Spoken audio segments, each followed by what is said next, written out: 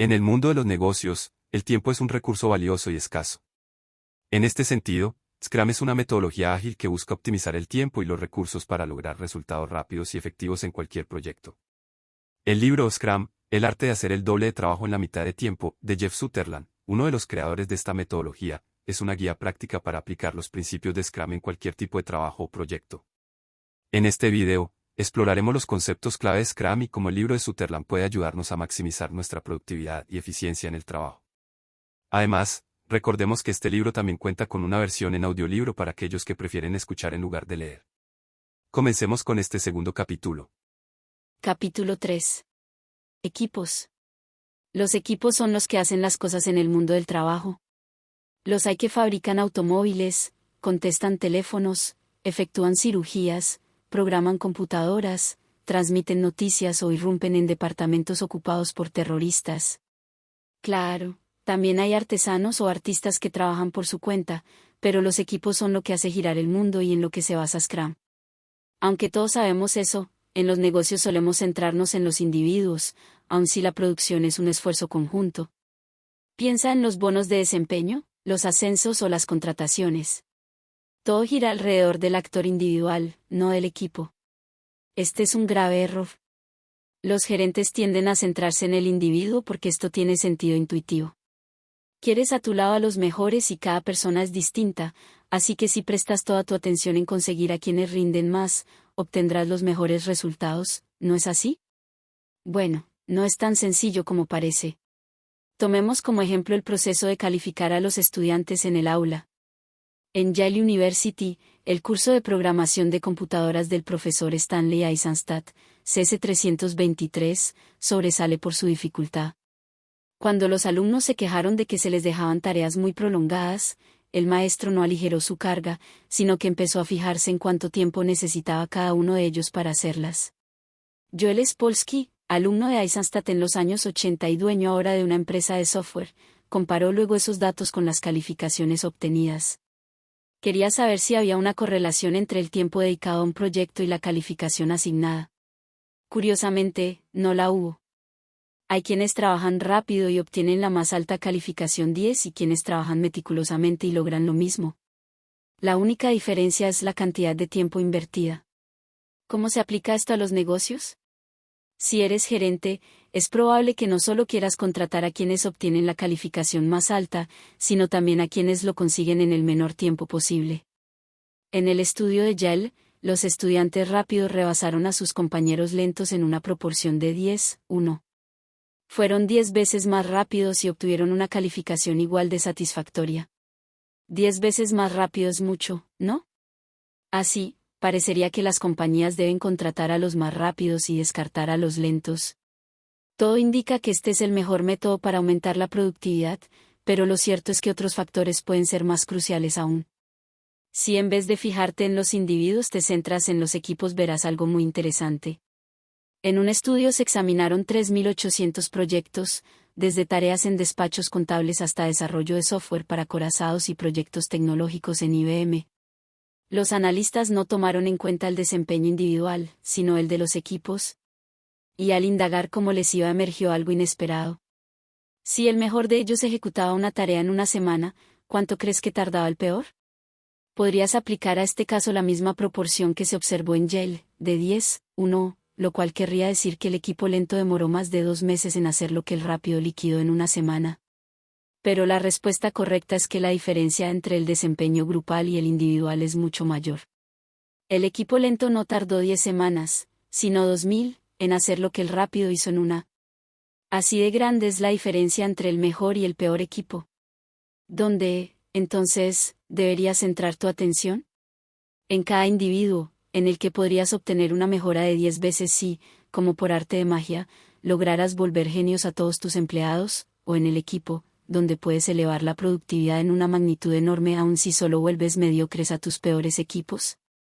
Claro que apuntar a la mediocridad no te llevará más allá de ella. Pero, ¿y si pudieras volver excelentes a todos tus equipos?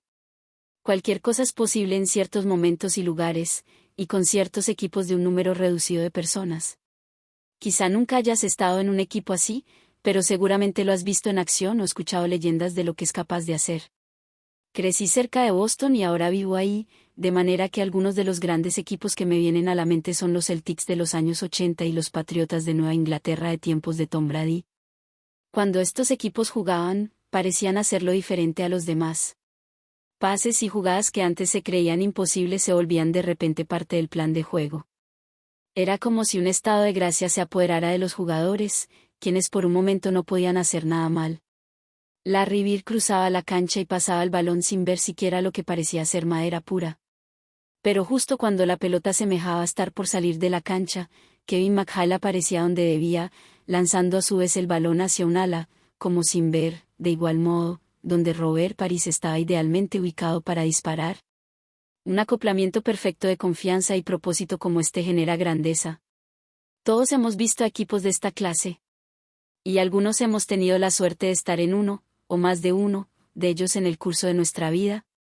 Mientras concebía Scrum, indagué qué tenían los equipos de alto rendimiento que otros equipos no tuvieran. ¿A qué se debía, me pregunté, que algunos cambiaran el mundo y otros se estancaran en la mediocridad? ¿Cuáles eran los elementos comunes de los grandes equipos? Y, sobre todo, ¿era posible reproducir esos elementos? La respuesta es sí. En el artículo en el que detallaron lo que más tarde se convertiría en Scrum, The New Product Development Game, el nuevo desarrollo de productos, los profesores Takeuchi y Nanaka describieron las características de los equipos que hallaron en las mejores compañías del mundo. Trascendentes. Los buenos equipos tienen un propósito más allá de lo normal. Esta meta de realización grupal les permite pasar de lo ordinario a lo extraordinario. La sola decisión de no quedarse en el promedio sino aspirar a la grandeza cambia en efecto la manera en que los miembros de un equipo se ven a sí mismos y aquello de lo que son capaces. Autónomos. Los buenos equipos se organizan y gestionan solos, tienen el poder para tomar sus propias decisiones sobre cómo trabajar y poseen la autoridad indispensable para apegarse a esas decisiones. Interfuncionales. Los buenos equipos cuentan con todas las habilidades necesarias para llevar a cabo un proyecto, planeación, diseño, producción, ventas, distribución. Y estas habilidades se alimentan y refuerzan entre sí. Como lo describió uno de los miembros de un equipo que diseñó una cámara revolucionaria para Canon, cuando todos los integrantes están presentes en la misma sala, se apropian de la información de los demás sin siquiera proponérselo. Cada uno comienza a pensar entonces en términos de lo mejor para el grupo, no para sí mismo. Como crear un equipo que apunte a una meta más alta, se organice solo y se alimente constantemente de las habilidades de cada uno de sus miembros? Pasé mucho tiempo ponderándolo. Después de todo, no puedes nada más gritar a la gente que se organice mejor y aspire a la trascendencia, esto tiene que venir de dentro. Imponerlo dará al traste con lo que quieres hacer. ¿Existirá tal vez una serie de reglas sencillas que hagan magia? La larga fila gris. Recordé entonces que yo había formado parte de uno de esos equipos mágicos. Esto sucedió a principios de los años 60, cuando era cadete de la Academia Militar Estadounidense, mejor conocida como West Point. Durante mi último año ahí se me nombró oficial instructor de mi compañía de cadetes, la L2, también llamada Los Perezosos. En 1963 había 24 compañías en West Point, de la 1 a la M1 y de la 2 a la M2. 3 veces a la semana, estas compañías tomaban la plaza de armas y marchaban en uniforme de gala, con fusiles a un lado y espadas al otro, y con hombreras blancas y toda suerte de accesorios. Estas formaciones de desfile han sido una competencia en aquella academia desde hace casi 200 años. En 1963, los perezosos llevaban más de un siglo en el último lugar de esa contienda. Un oficial instructor carece de poder directo. No pertenece a la estructura de mando de la compañía. Nadie responde a sus órdenes. Nadie tiene que hacer lo que él dice. Pero luego de cada desfile, los oficiales instructores de las diversas compañías se reúnen para calificar a cada una de ellas de acuerdo con varios criterios. Como instructor de los perezosos, decidí hacer todo más transparente. Elaboraba gráficas de colores de lo que había salido bien y lo que no y las fijaba en el cuartel donde todos los miembros de la compañía pudieran verlas. Al principio, las críticas eran sencillas. Charlie arrastró su espada, Jim perdió el paso al dar vuelta, Dave saludó sin brío. No había culpas ni castigos, solo se exponían los hechos que los demás instructores habían señalado en las evaluaciones. Pero esas eran justo las razones de que la L2 ocupara el último lugar de la lista. En unas cuantas semanas, los cadetes de mi grupo pulieron su conducta, de manera que las malas calificaciones comenzaron a apuntar al comandante de la compañía. Sus órdenes no eran tan claras como debían, el ritmo, no tan vigoroso. No es de sorprender que se me amonestara por criticar al comandante, a lo que yo me limité a responder, las calificaciones son las calificaciones. Yo nada más muestro lo que es. Los soldados ya hicieron su parte, así que ahora el problema es él. ¿Quiere resolverlo o arrastrarlo para siempre? Semanas después, la L2 era la compañía número 1 de West Point. El cadete más respetado en la historia de West Point es el general Douglas MacArthur. Alcanzó el rango más alto entre todos los graduados de esa institución y fue un oficial distinguido en las 2 guerras mundiales. Como general de 5 estrellas galardonado con la Medalla al Mérito, tenía un lazo especial con el cuerpo de cadetes. En mayo de 1962, un año antes de que se me designara instructor de mi compañía, el general MacArthur pronunció su último discurso en West Point.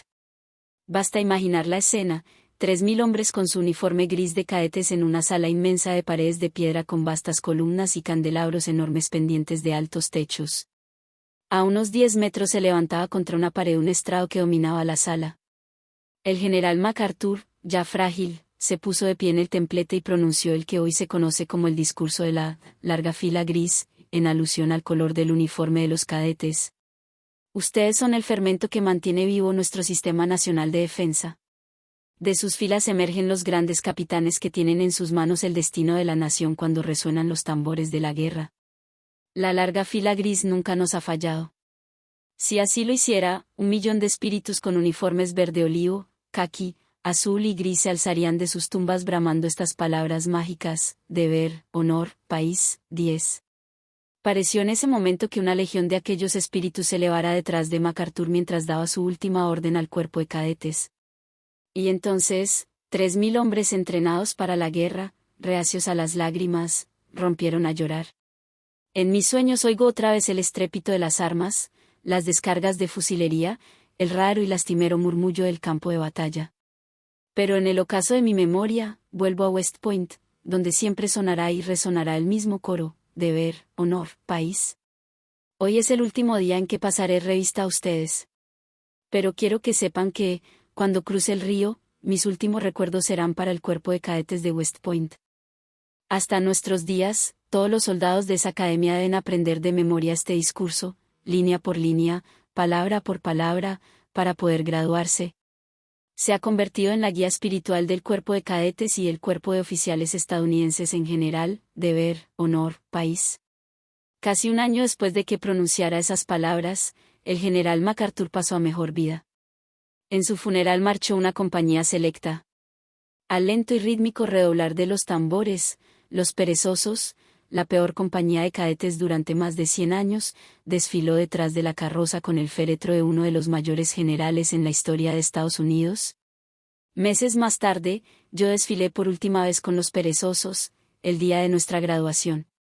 Marchamos las 24 compañías, la nuestra en el lugar 23, dada nuestra posición en el alfabeto. Terminada la ceremonia, mi futuro suegro me dijo: la penúltima compañía se distinguió de las demás. Las otras marchaban, ella parecía flotar. ¿Qué compañía era esa? La mía, respondí. La que sepultó al general MacArthur.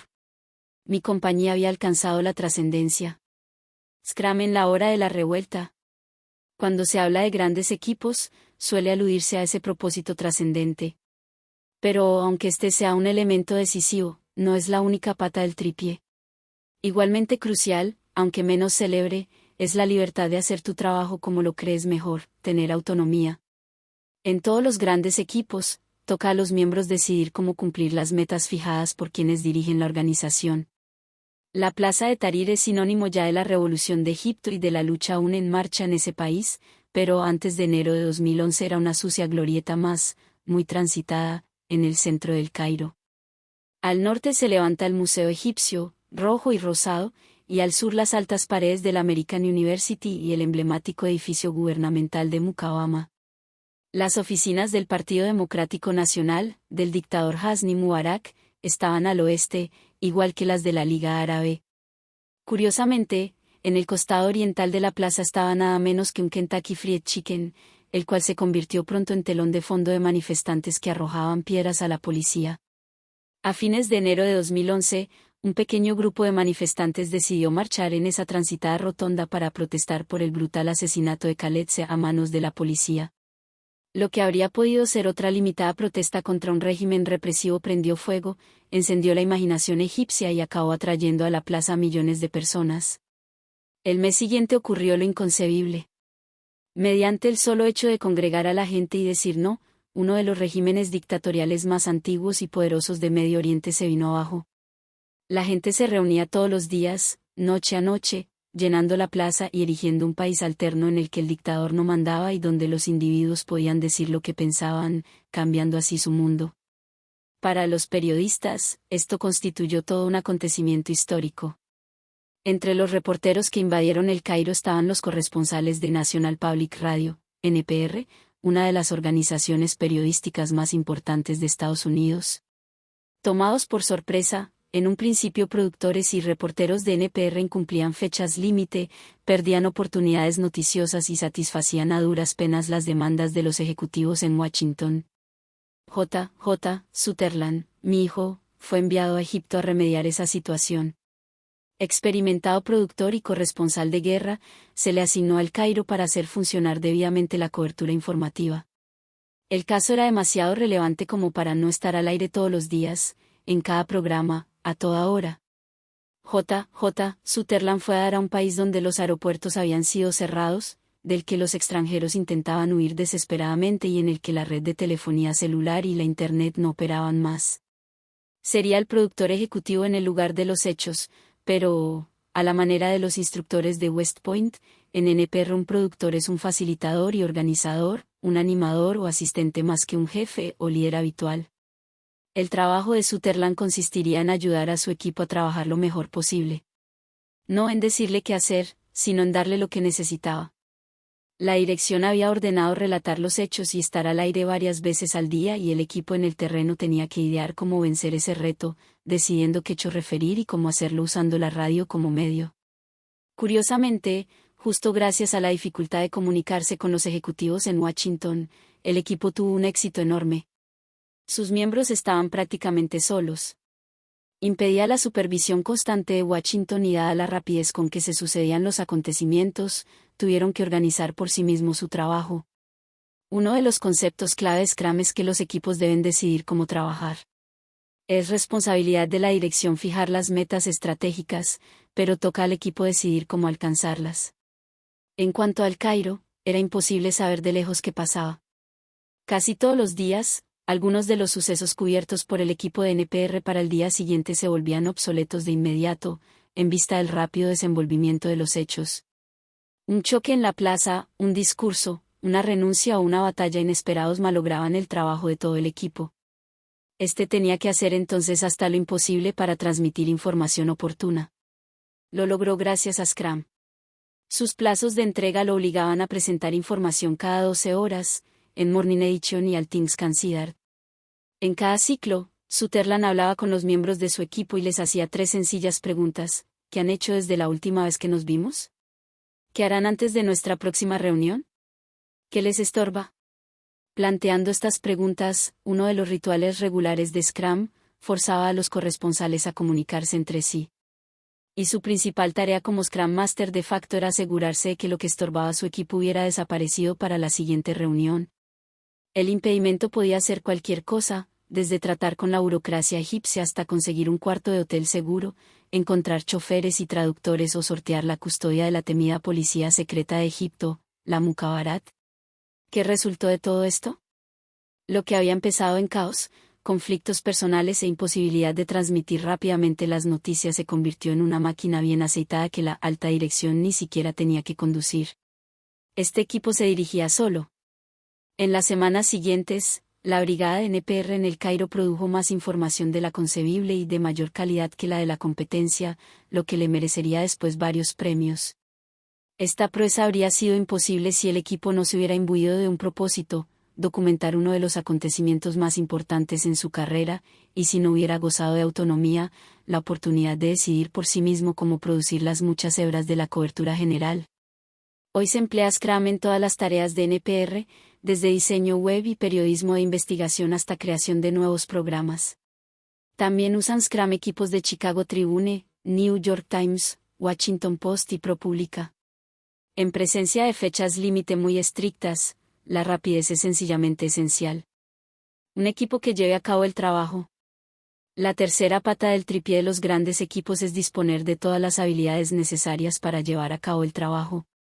En una estructura organizada al modo tradicional se tendría al equipo de planificadores, luego al de realizadores, después al de control de calidad, más tarde al de producción y por último al de embarque. Cada uno de estos equipos debe terminar su parte para que el proyecto pueda avanzar a la etapa siguiente. Ninguno puede hacerse cargo del producto por sí solo. El ejemplo clásico de esto es el proceso de fase puerta de la NASA, con el cual este organismo guió el programa del transbordador espacial y otros proyectos de los años 60, 70 y 80. Aunque ya ha cambiado mucho, he aquí cómo operaba. El primer paso era una fase de descubrimiento en la que se decidía qué hacer, fabricar un cohete que viajara a la Luna, por ejemplo. Un grupo de estrategas se reunían en una sala para fantasear a ese respecto. Luego estaba una puerta, en la que un gerente o grupo de gerentes autorizaba el proyecto en caso de juzgarlo digno de ejecutar. A continuación venía una fase de alcance, en la que toda la gente de requerimientos decidía qué haría el objeto proyectado. Después se alzaba otra puerta y otra serie de reuniones, tras de lo cual los ya para entonces colosales documentos pasaban a una nueva fase, de elaboración del plan de negocios y el del proyecto. Más tarde, todos estos planes pasaban por otra serie de reuniones y aprobaciones, luego de lo cual avanzaban a la fase de desarrollo, en la que se procedía a fabricar el objeto. Tras muchas otras reuniones y documentos, el producto iba a dar a manos de un grupo totalmente distinto, a cargo de la siguiente fase, de prueba. Aunque para entonces ningún miembro de este último grupo había visto jamás el producto, su labor era probarlo, certificarlo y hacerlo atravesar una puerta más, caracterizada por reuniones interminables y un nuevo altero de documentos que nadie leería nunca. Entonces, y solo entonces, el producto llegaba a un sexto grupo de personas, responsable de su lanzamiento. La mera descripción de este proceso es de suyo agotadora. Así era como la NASA hacía las cosas. A principios de los 80, ejecutivos de Fuji Xerox viajaron a Estados Unidos para estudiar cómo operaba esa famosa agencia espacial. Cuando esos ejecutivos pusieron en marcha en Japón los mismos procedimientos, vieron bajar de inmediato la calidad, aumentar el índice de fallas y desplomarse su capacidad para cumplir, de modo que abandonaron al instante ese método a fin de evitar un error catastrófico. La Rogers Commission que examinó el desastre de 1986 del Challenger coincidiría más tarde con ellos. Como escribió célebremente el físico Richard Feynman en el apéndice F del informe de aquella comisión, parecería que para cualquier propósito de consumo, interno o externo, la dirección de la NASA exagera la confiabilidad de sus productos, hasta el punto mismo de la fantasía. 12. El hecho es que al analizar los mejores equipos, como los de Toyota y 3M cuando Takeuchi y Nanaka escribieron su artículo, o como los de Google, Salesforce.com y Amazon hoy en día, en ellos no está presente tal separación de roles. Cada equipo dispone del personal indispensable para hacer todo de cabo a rabo. Nicola Douranbeis está a cargo de las prácticas Agile en Salesforce.com. Ella es responsable de 200 equipos con Scrum en una empresa que suele aparecer en listas como las de los 100 mejores centros de trabajo, de Fortune y las compañías más innovadoras del mundo, de Forbes. Douranbeis asegura que Scrum es su fórmula secreta. En un principio, cuenta, hacíamos un lanzamiento importante 3 o 4 veces al año. Cuando crecimos, gestionando proyectos al habitual estilo en cascada, esa tasa se redujo a 1, en 2005 a 2006. Esto tenía que cambiar, así que adoptamos Scrum. Desde entonces hacemos 3 lanzamientos al año.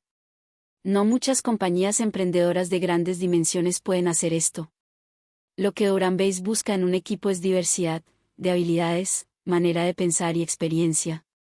Desea equipos desinteresados y autónomos, pero también interfuncionales. Equipos que puedan encargarse de un proyecto en su totalidad. Una de sus pruebas de si un equipo va por buen camino consiste en preguntar, por ejemplo, a un ingeniero de redes, ¿en qué equipo estás? Si este último responde mencionando el producto en el que trabaja, automatización o integración, por decir algo, no su especialidad, ingeniería de redes, Douran Base mueve la cabeza aprobatoriamente. Cuando un experto se identifica con su especialidad antes que con el producto en el que colabora, ella sabe que aún tiene mucho por hacer. Scrum en la guerra. Uno de los ejemplos más elocuentes de los equipos interfuncionales proviene del ejército. Las Fuerzas Especiales de Estados Unidos operan de ese modo. Un equipo A, representativo de esas fuerzas, consta de 12 individuos, un líder, oficial de alto rango, un suboficial, un sargento, a cargo de la operación diaria, un sargento de inteligencia y 2 sargentos de cada una de estas áreas, armas, demolición, médica y de comunicaciones. Cada equipo cuenta así con todas las capacidades necesarias para cumplir de principio a fin su misión, además de lo cual intercapacita a sus miembros en cada juego de habilidades. Quiere estar seguro, por ejemplo, de que si ambos médicos son abatidos, un especialista en comunicaciones podrá poner un parche a uno de los de armas. Otra cosa que distingue a las fuerzas especiales es que, a diferencia de gran parte del ejército regular, no separan la recolección de inteligencia de la planeación de operaciones. Las cosas no se trasladan de un equipo a otro, lo cual puede inducir errores. Estas fuerzas no quieren desastres como el del Challenger. Así, existe una comunicación constante entre quienes recolectan inteligencia, planean qué hacer con ella y ejecutan las acciones. Durante la guerra de Irak, los equipos de fuerzas especiales demostraron ser muy aptos para liquidar enemigos. Podían localizar un blanco insurgente y eliminarlo esa misma noche. Entre 2003 y 2007 realizaron satisfactoriamente miles de misiones destinadas a desbaratar la insurgencia iraquí, en especial Al-Qaeda en Irak. Táctica y operativamente, tuvieron éxito en la mayoría de sus encomiendas. Dichos equipos interfuncionales, sumamente preparados, se contaron entre las fuerzas más letales que el mundo haya visto jamás. Pero pese a su habilidad y talento, su efecto estratégico era casi nulo. Durante los 4 primeros años de esa guerra, los ataques contra fuerzas estadounidenses y civiles iraquíes aumentaron casi a diario. En los días más oscuros del conflicto hubo más de 100 ataques contra tropas estadounidenses y ni siquiera la letalidad de las fuerzas especiales fue capaz de contener la escalada de violencia. A fines de 2006 y principios de 2007, la mayor parte de los expertos consideraban que Irak era un caso perdido. Cada nueva muerte estadounidense se veía ya como un sacrificio en vano. Fue así como, en 2007, el general David Petraeus encabezó la que se conocería como la oleada, la cual implicó desplazar a Irak decenas de miles de soldados más a fin de que vivieran entre la población. Esta nueva estrategia fue de gran relevancia, entre otras cosas porque logró convencer al pueblo iraquí de que los estadounidenses estaban de su parte, combatiendo a los insurgentes que hacían explotar bombas en sus barrios y que ejercían la limpieza étnica. Otra razón de su trascendencia fue que el ejército estadounidense consiguió sobornar a decenas de miles de exinsurgentes para que se pasaran de su lado, programa que se denominó Hijos de Irak. Pero la estrategia tuvo un tercer elemento, consistente en algo que, según el periodista Bob Woodward, resultaría tan revolucionario como la invención del tanque o el avión. Esa arma no era un nuevo artefacto o nave no tripulada, sino lo que el general Stanley M. Crystal, entonces comandante del Joint Special Operations Command, llamó guerra cooperativa. Implicaba equipos interfuncionales con miembros de todas las áreas del gobierno estadounidense a fin de identificar y desintegrar las redes de Al-Qaeda. Como explicó el Washington Post el 6 de septiembre de 2008. La CIA, Central Intelligence Agency, aporta analistas de inteligencia y aviones espía con sensores y cámaras capaces de rastrear blancos, vehículos o equipo por hasta 14 horas. Expertos forenses del FBI, Federal Bureau of Investigation, diseccionan datos, desde información de teléfonos celulares hasta la basura de bolsillo, que se extrae de extremistas. Funcionarios del Tesoro rastrean el flujo de fondos entre extremistas y desde gobiernos. Empleados de la National Security Agency interceptan conversaciones y datos de computadoras, y miembros de la National Geospatial Intelligence Agency emplean equipo de alta tecnología para identificar los lugares en que presuntos extremistas usan teléfonos o computadoras. 13. Se crearon, entonces, equipos interfuncionales con todas las aptitudes necesarias para llevar la tarea hasta su fin. En vez de disponer equipos por separado cuyos expertos no acostumbran compartir información, todos los participantes trabajaban juntos, en la misma sala, compartiendo inteligencia y haciendo planes para ubicar y liquidar agentes de Al-Qaeda. Antes, una organización de inteligencia designaba el blanco y luego cedía las operaciones a un equipo de fuerzas especiales, el que transfería a su vez la inteligencia reunida a otro equipo de análisis. Quienes practicaban este modelo de transferencia descubrieron lo que Fuji Xerox había detectado décadas antes al tratar de implementar el sistema fase puerta de la NASA, y una de las razones principales del desarrollo de Scrum. Cada vez que se hacen transferencias entre equipos hay riesgo de desastres. Como se dijo en el artículo, Employing ISR, SOF Best Practices, empleo del ISR, buenas prácticas de las fuerzas especiales, publicado en el Joint Force Quarterly.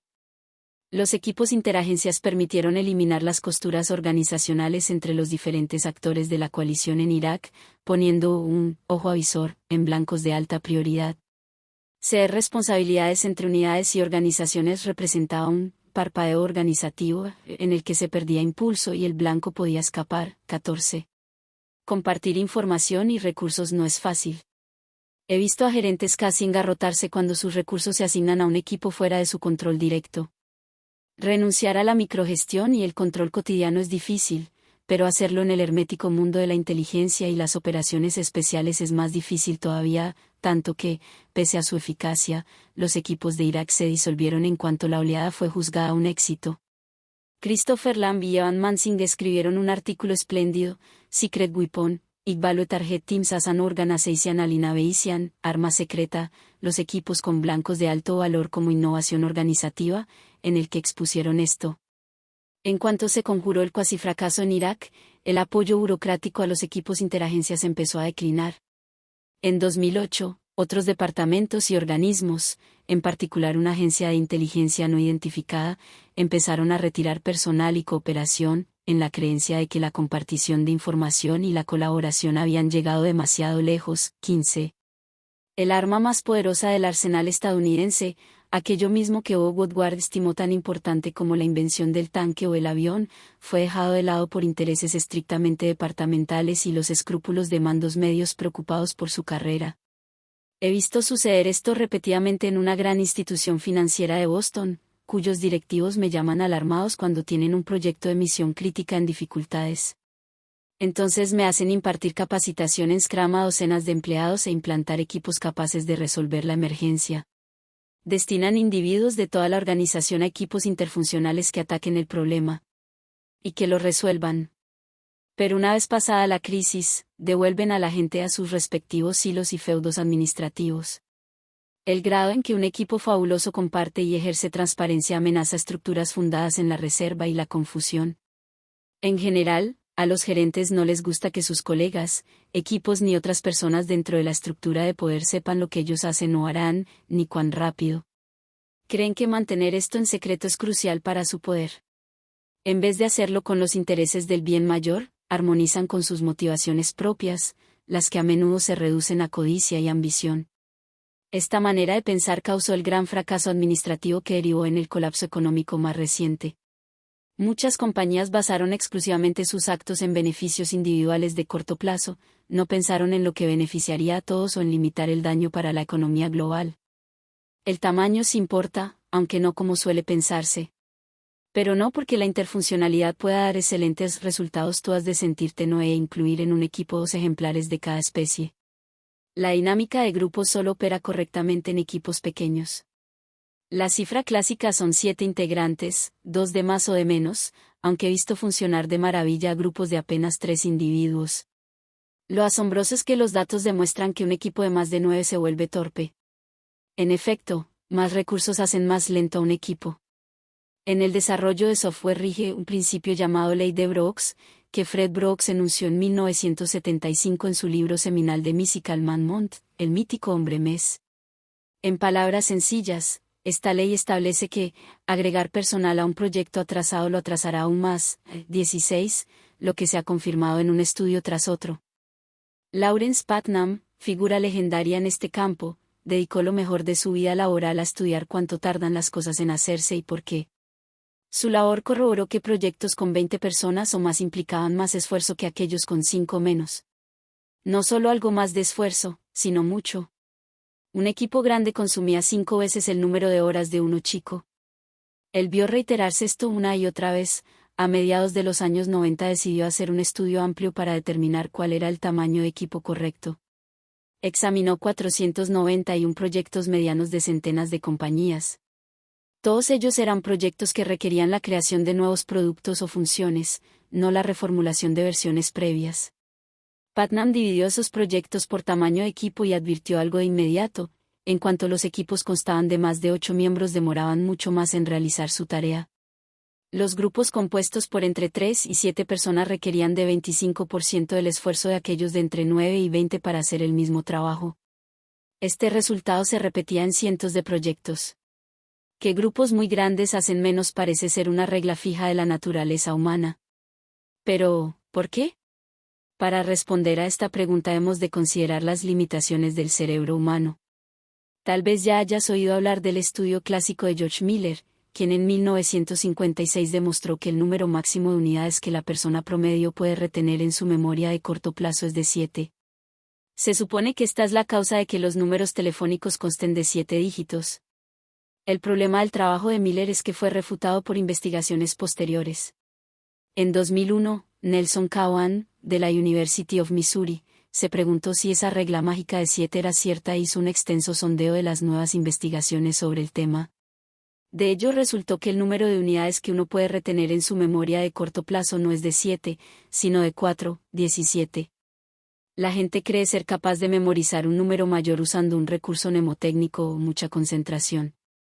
Pero las investigaciones insisten en que solo podemos recordar 4 fragmentos de datos. El ejemplo clásico es dar a alguien la siguiente serie de 12 letras, Fitzsimmons. La gente tiende a recordar 4 de ellas, a menos que advierta que pueden dividirse en estas conocidas siglas: FBI, CBS, IBM, IRS. Si eres capaz de asociar recuerdos en tu memoria de corto plazo con otros en la de largo plazo, podrás aumentar la cavidad de la primera. Pero la parte de la mente que se concentra, la parte consciente, solo puede contener 4 unidades por vez. Esto quiere decir que hay un límite preestablecido a lo que nuestro cerebro puede contener en un momento dado, lo cual nos regresa a Brooks. Cuando quiso saber por qué agregar personas a un proyecto lo demoraba más, encontró 2 razones. La primera es el tiempo que implica acelerar a una persona. Como es de suponer, acelerar a alguien retrasa a los demás. La segunda razón no tiene que ver con nuestra manera de pensar, sino, literalmente, con la capacidad de pensar de nuestro cerebro. El número de canales de comunicación crece drásticamente cuando aumenta el número de personas con que tratamos, y nuestro cerebro sencillamente no puede manejar eso.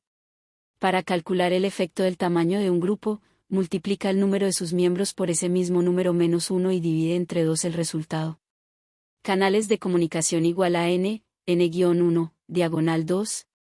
Así, 5 personas equivalen a 10 canales, 6 a 15, 7 a 21, 8 a 28, 9 a 36 y 10 a 45.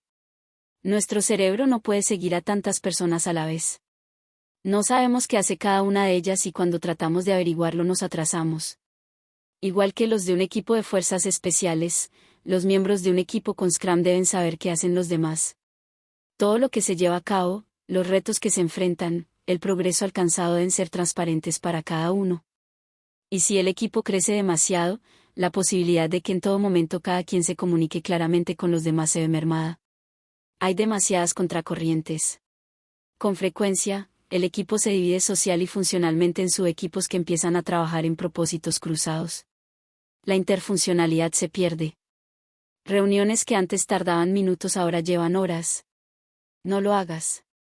Mantén equipos reducidos. El Scrum Master. A mi primer equipo con Scrum solía presentarle un video del equipo de rugby All Blacks preparándose para un partido. Los All Blacks, escuadra legendaria de la diminuta Nueva Zelanda, son un equipo trascendente. Antes de cada encuentro celebran la ceremonia de la haka, propia de los guerreros maoríes. La haka es una danza guerrera que llena de energía a quienes están por entrar en batalla. Al presenciarla, casi puedes ver la energía salir de cada jugador y fusionarse en un gran conjunto. Entre zapateos y aplausos sincronizados acompañados por cánticos, movimientos ritualizados del acto de cortar el cuello al enemigo, se ve a hombres comunes y corrientes transformarse en algo grande, mayor. Invocan a un espíritu bélico que no admite derrotas ni abatimientos. Aunque fue necesario proyectar varias veces ese video, mi equipo de programadores de computadoras ligeramente fuera de forma empezó a hablar por fin de qué podía hacer para asemejarse a aquella escuadra. Dio así con 4 aspectos dignos de emulación. El primero fue intensa concentración en la meta, producida y reforzada por el cántico maorí. El segundo, la colaboración radical, brazos y cuerpos unidos en pos del mismo objetivo. El tercero, ansia de aplastar, todo lo que se interpusiera en su camino debía ser eliminado. El cuarto, entusiasmo universal cuando un jugador se abría paso con la pelota. No importaba quién lo hiciera, que sucediera era motivo de celebración. Establecimos entonces nuestro marco de sprints, reuniones diarias, revisiones y retrospectivas, y noté que necesitábamos a alguien cuya función fuera confirmar la eficacia del proceso. No un gerente, sino un líder de servicio, una combinación de capitán y entrenador. Viendo a diario a los All Blacks, preguntaba al equipo cómo debíamos llamar a esa persona. Optaron por Scrum Master. Este sujeto facilitaría las reuniones, comprobaría que hubiera transparencia y, sobre todo, ayudaría al equipo a saber qué le estorbaba. La parte clave de esto era percatarse de que, a menudo, los impedimentos no son que la máquina no funcione o que Jim el de contabilidad sea un idiota, sino el proceso mismo. Era deber del Scrum Master guiar al equipo a la mejora continua, preguntar con regularidad, ¿cómo podemos hacer mejor lo que llevamos a cabo?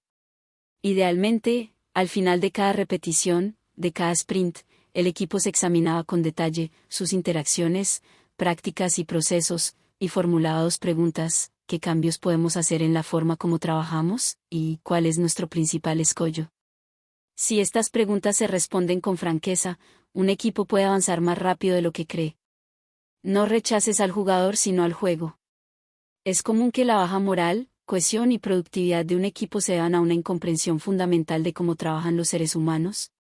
¿Cuántas veces no te has juntado con un colega para quejarte de un tercero que no pone de su parte, siempre nos atrasa, o toma malas decisiones, o has formado parte de un equipo que, al enfrentar un problema, lo primero que hace es ver a quién culpar? Podría apostar que todos y cada uno de nosotros hemos tenido una conversación de ese tipo. También que, en un momento u otro, hemos sido la persona a la que se culpa del problema. Pero, asimismo, que cuando culpas a alguien buscas sus defectos personales, mientras que si se te culpa a ti aduces los factores situacionales que originaron el problema y por qué actuaste como lo hiciste. ¿Y sabes qué? En cuanto a ti, tienes toda la razón. Pero con otros cometes uno de los errores humanos más comunes y destructivos, al juzgar sus acciones. Incluso esto tiene un nombre: error fundamental de atribución. Interesantes estudios sobre el tema se incluyen en el libro Induction, Processes of Inference, Learning and Discovery, Inducción, Procesos de Inferencia, Aprendizaje y Descubrimiento, de John H. Holland y otros. Uno de los artículos citados en este libro se publicó a principios de la década de 1970, así que no es nada reciente. Este añejo asunto se ha reiterado una y otra vez. Todo se reduce a qué mueve a los seres humanos. Como fuere, ese grupo de investigadores reunió a gran número de estudiantes universitarios y les hizo un par de preguntas muy sencillas: ¿por qué elegiste tu carrera? ¿Y por qué elegiste a tu actual pareja? Luego pidió a los alumnos responder a esos mismos cuestionamientos en relación con su mejor amigo, de lo que surgieron diferencias importantes. Cuando los estudiantes se referían a sí mismos, no lo hacían en términos personales, sino de lo que se les había preguntado. Decían cosas como: el campo de la química está muy bien remunerado, respecto a su carrera, o es muy cariñosa, sobre su novia.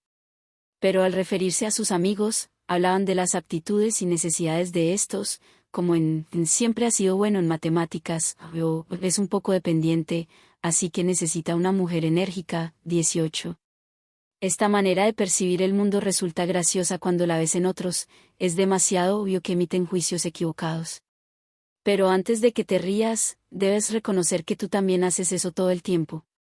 Todo lo hacemos. Todos nos percibimos como reaccionando a una situación y a los demás como movidos por su carácter. Un curioso efecto secundario de esto es que cuando se nos pide señalar nuestros rasgos de personalidad y los de nuestros amigos siempre nos representamos como más aburridos. ¿Decimos tener menos rasgos de carácter que nuestros amigos? Los autores de Indaxian trazan un paralelo revelador entre nuestras equivocadas ideas de las motivaciones sociales y la manera en que personas no científicas o con una comprensión meramente intuitiva de la física ven el mundo físico. Un físico intuitivo podría explicar por qué cae una piedra diciendo que posee la cualidad intrínseca de la gravedad, en vez de decir que la gravedad forma parte de un sistema de fuerzas que actúan sobre la piedra. De igual modo, cuando hablamos de otros, aludimos a sus propiedades inherentes en vez de verlas en relación con el entorno. Pero, de hecho, lo que motiva nuestra conducta son nuestras interacciones con el entorno. Más que cualquier cualidad intrínseca, el sistema que nos rodea es lo que explica la casi totalidad de nuestro comportamiento. Scrum fue diseñado para cambiar este sistema. En lugar de buscar culpas y efectos, premia la conducta positiva, concentrando a la gente en el trabajo en común y en llevar a término sus proyectos. Quizá la demostración más famosa de esta reacción humana a los sistemas sea el experimento de Milgram sobre la obediencia a figuras de autoridad, efectuado en Yale University a principios de los años 60. Este experimento era muy simple y, para ojos modernos, algo cruel. Pero también fue devastador e impactante y se enseña en todos los cursos de primer año de psicología. El Dr. Stanley Milgram, profesor de Yale, tenía entonces una pregunta muy pertinente. 3 meses antes de que se pusiera en marcha el primer experimento, Adolf Eichmann, el arquitecto del Holocausto, fue sometido a juicio. Una de las interrogantes más persistentes sobre el Holocausto era cómo había sido posible que tantos millones de personas fueran cómplices de tal horror. ¿Los alemanes eran fundamentalmente reprensibles en lo moral? ¿Había algo intrínsecamente malo en su composición cultural? ¿O de veras solo habían seguido órdenes? Es fácil esgrimir crímenes contra la humanidad y culpar a individuos de sus actos. Esto es lo correcto, ¿no? Pero la pregunta que Milgram quería contestar era, ¿los estadounidenses comunes eran diferentes de los alemanes? ¿Habrían reaccionado de otro modo en una situación igual? Y la incómoda respuesta es no, los estadounidenses no se habrían comportado de otra manera. De hecho, dada la forma en que muchos países y culturas han reproducido este experimento, nadie lo habría hecho. En la situación indicada, todos podríamos ser nazis. El experimento de Milgram consistía en lo siguiente: el sujeto, un individuo del común, era instruido por alguien con bata blanca, lo que le daba una apariencia de autoridad científica, para que administrara choques eléctricos cada vez más intensos a un tercero, un actor, situado en otro cuarto. El sujeto podía oír pero no era el actor. Mientras los choques aumentaban, este último empezaba a gritar y suplicar. Finalmente el actor, quien, en algunas versiones del experimento, decía al sujeto que padecía una enfermedad del corazón, comenzaba a golpear la pared, pidiendo a gritos parar el experimento hasta que, por último, guardaba silencio. Algunas personas se detenían en los 135 volts, cuando el actor gritaba, y preguntaban sobre el propósito del experimento. Casi todas continuaban una vez que se les aseguraba que no se les haría responsables. Algunas reían nerviosamente al oír los gritos angustiosos salidos del cuarto contiguo. Cuando el sujeto quería ser alto, el científico le decía, siga, por favor. Y si el sujeto no lo hacía, aquel agregaba, el experimento requiere que usted continúe. En ausencia aún de una reacción, el científico añadía, es esencial que continúe. La mayoría de los sujetos parecían estar bajo enorme estrés y sudaban profusamente. Exhibían pulso y temperatura elevados mientras el instinto de pelear o huir se asentaba en ellos. Entonces, si seguían sin presionar el botón, el científico hacía un último intento, no tiene otra opción. Debe proseguir. Casi todo lo hacían, dando el último choque a alguien que, tras dejar de gritar, callaba. Milgram resumió así las implicaciones de esto en su artículo de 1974, The Perils of Obedience. Personas comunes que se limitan a cumplir su trabajo y carecen de toda hostilidad particular pueden volverse agentes de un terrible proceso destructivo. Además, aun si los efectos destructivos de su labor resultan patentemente claros y se les pide ejecutar acciones incompatibles con normas morales fundamentales, un número relativamente reducido de ellas tiene los recursos indispensables para resistirse a la autoridad. Cuando este experimento se expone en el aula, suele decirse a los estudiantes que la culpa es del sistema en el que esas personas operaban, no ellas mismas. Pero esta es una lección difícil de interiorizar, porque si aceptas su verdad, ¿qué dice eso de ti? Que todos somos criaturas del sistema en que estamos insertos. Lo que Scrum hace es aceptar esta realidad y, en vez de ver de quién es la culpa, examinar el sistema que produjo la falla y repararlo. Otro experimento que ilumina un fenómeno similar se realizó en un seminario teológico a principios de los años 70. Se pensaría que los seminaristas son las personas más compasivas del planeta, ¿no es así? A los sujetos de este experimento se les dijo que tenían que dar un sermón al otro lado del campus. A algunos se les indicó que debían apurarse, porque ya se les esperaba e iban retrasados, pero a los demás no. Al cruzar los jardines del plantel todos pasaron junto a alguien que pedía ayuda en una puerta. ¿Cuántos sujetos a los que se les dijo que tenían que apurarse se detuvieron a ayudar? 10%. De seminaristas. A la gente le gusta culpar a individuos, no a sistemas. Se siente mejor. El error fundamental de atribución apela a nuestra noción de justicia. Si podemos culpar a otro, nos libramos del riesgo de actuar como él, de tener la misma probabilidad que cualquiera de apretar ese botón, dadas las circunstancias adecuadas. ¿Cómo se manifiesta en los negocios este error de culpar a individuos más que a sistemas? Tengo dos buenos ejemplos. El primero, la planta automotriz New United Motor Manufacturing, INC, NUMMI, en Fremont, California. Esta fue una empresa conjunta de General Motors y Toyota. GM cerró la planta en 1982.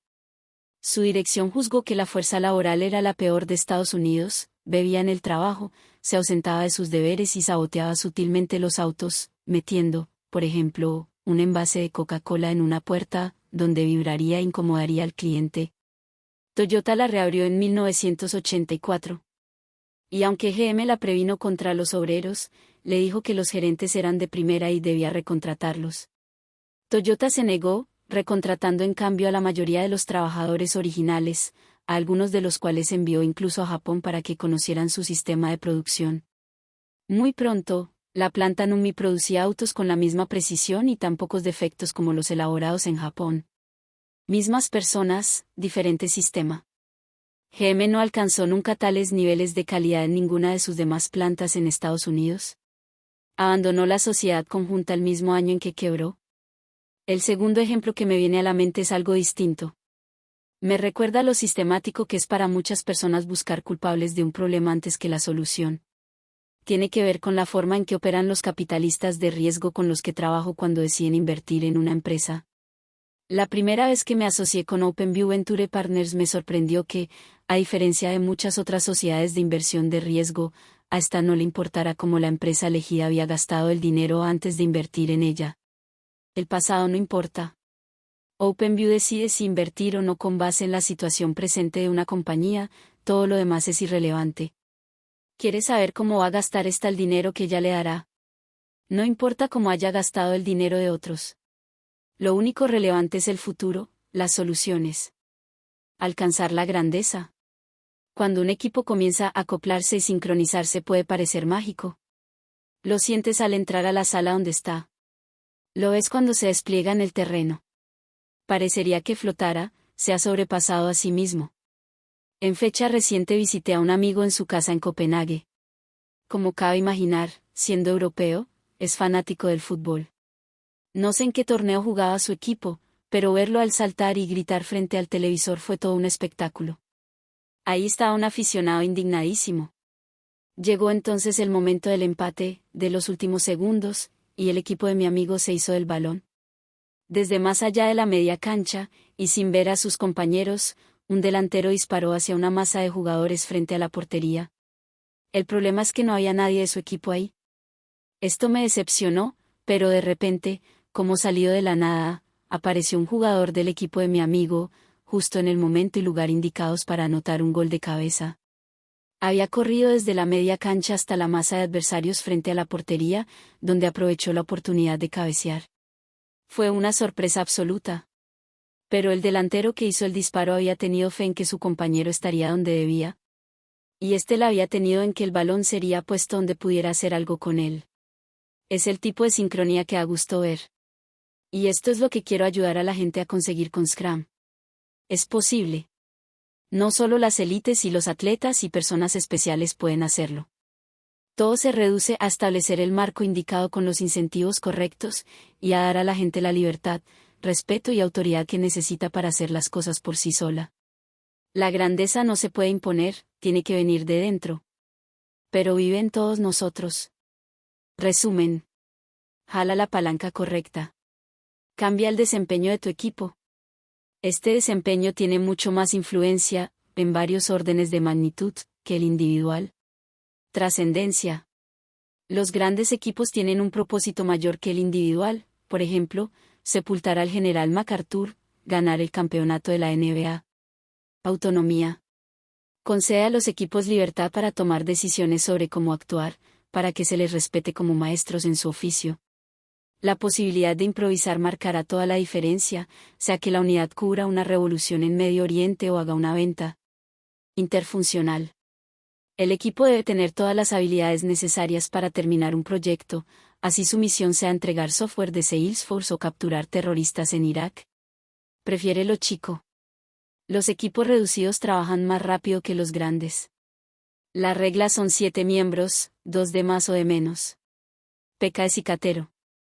Es absurdo culpar. No busques malas personas, sino malos sistemas, aquellos que incentivan la mala conducta y premian el bajo rendimiento. Bueno, eso es todo por hoy. Espero que les haya gustado el video tanto como a mí hacerlo. Si fue así, no olviden darle un gran me gusta. Y si aún no lo han hecho, suscríbanse a mi canal. No saben cuánto significa para mí su apoyo. Si quieren ver más contenido como este, entonces no se pierdan ninguno de mis próximos videos. Activen las notificaciones para que no se pierdan nada.